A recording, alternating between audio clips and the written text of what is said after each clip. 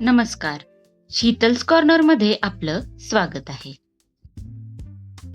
Welcome to Sheetal's corner.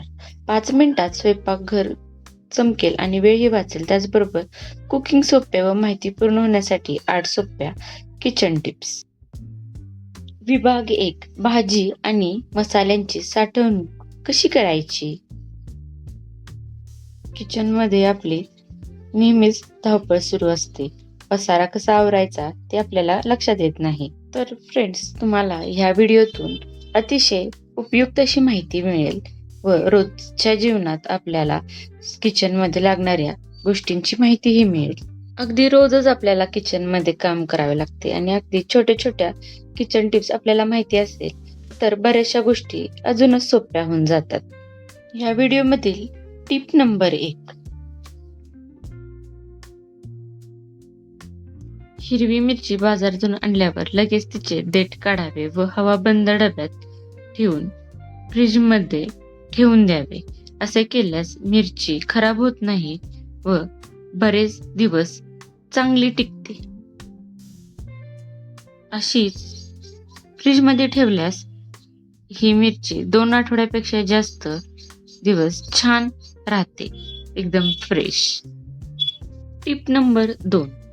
तर आपल्याला लसूण सोलायला खूप वेळ लागतो आणि असा लसूण सोलायला झटपट येण्यासाठी काही टिप सांगणार आहे.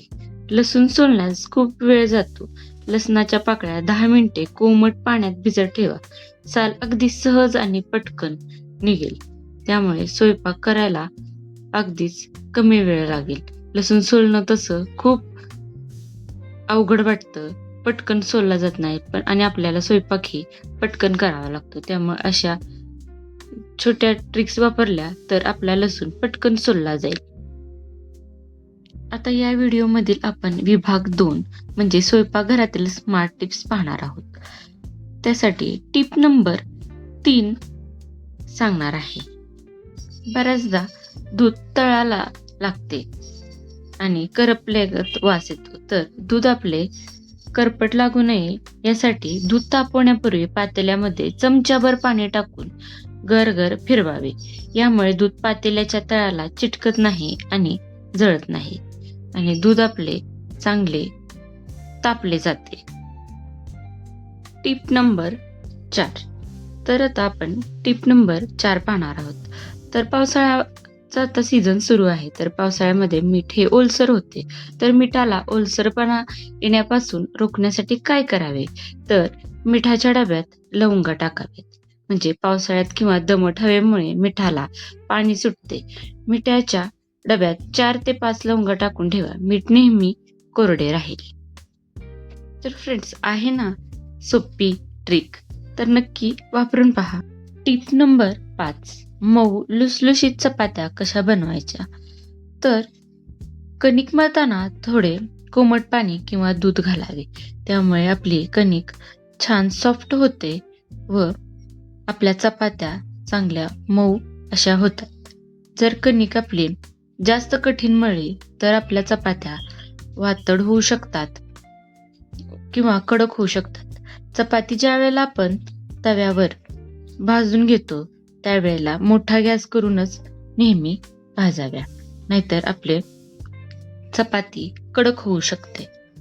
चपाती उलटली की लगेच त्याला तेल लावावे, म्हणजे आपली चपाती चांगली सॉफ्ट राहते. विभाग 3. आता या विभाग 3 मध्ये आपण क्लिनिंग आणि मेंटेनन्सचा काही टिप्स पाहणार आहोत. तर टिप नंबर 6 आहे मिक्सरचा जार 1 मिनिटात स्वच्छ कसा करायचा? बऱ्याचदा आपल्याला मिक्सर जार स्वच्छ करणं अवघड वाटतं. त्याच्यातील आतलं तेलकट भाग निघणं थोडंसं अवघड असतं. तर त्याच्यासाठी आपण करणार आहोत, मिक्सरचा जार आतून तेलकट झाला असेल तर त्यात थोडे कोमट पाणी आणि डिशवॉश जेल टाकून मिक्सर 1 मिनिट फिरवा. जार आतून एकदम नवीन सारखा चमकेल. आणि जर मिक्सरच्या पात्याची धार जर कमी झाली असेल तर त्यातून मोठे मीठ दळल्यास त्याची धार परत येण्यास मदत होते. तशी ही रोजच्या उपयोगासाठी फार महत्वाची टीप आहे. तर सेव्ह करायला विसरू नका आणि हा व्हिडिओ शेवटपर्यंत पहा.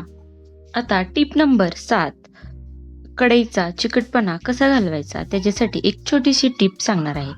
कढईत गरम पाणी आणि लिंबाचे फोड टाकल्यास कढई एकदम छान निघते. कढई खूप चिकट होते, त्यात थोडे पाणी, एक चमचा खाण्याचा सोडा आणि लिंबाचा रस घालून उकळा. कढई चटकन साफ. नक्की ही ट्रिक वापरून पहा. टिप नंबर 8, आता या शेवटच्या टिप मधून आपण अतिशय उपयुक्त अशी माहिती पाहणार आहोत. झुरळांपासून मुक्ती कशी मिळवायची, तर ही टिप या व्हिडिओत सांगणार आहे. तर किचन ओट्याच्या कोपऱ्यात किंवा सिंकखाली कापराच्या वड्या ठेवल्यास त्या कापराच्या उग्र वासाने झुरळे आणि लहान किडे पळून जातात. तर ही ट्रिक नक्की वापरून पहा, तुम्हाला नक्की याचा फायदा होईल. तर या कुकिंग टिप्स व किचन आपलं छान दिसण्यासाठीचे जे टिप्स तुम्हाला या व्हिडिओतून पाहायला मिळाले ते तुम्हाला कसे वाटले ते नक्की कमेंट करून सांगा. आवडले असेल तर नक्की लाईक करा. अजून माझ्या चॅनलला सबस्क्राईब केले नसेल तर सबस्क्राईब करा. यातली कोणतीही टिप तुम्ही आजच वापरणार आहात ते मला कमेंट करून नक्की सांगा. व्हिडिओ आवडला असेल तर लाईक आणि शेअर करायला विसरू नका आणि अशाच उपयुक्त माहितीसाठी चॅनलला सबस्क्राईब करायला विसरू नका. धन्यवाद. भेटू अशाच नवनवीन रेसिपीमध्ये आणि कुकिंग टिप्समध्ये. बाय. धन्यवाद.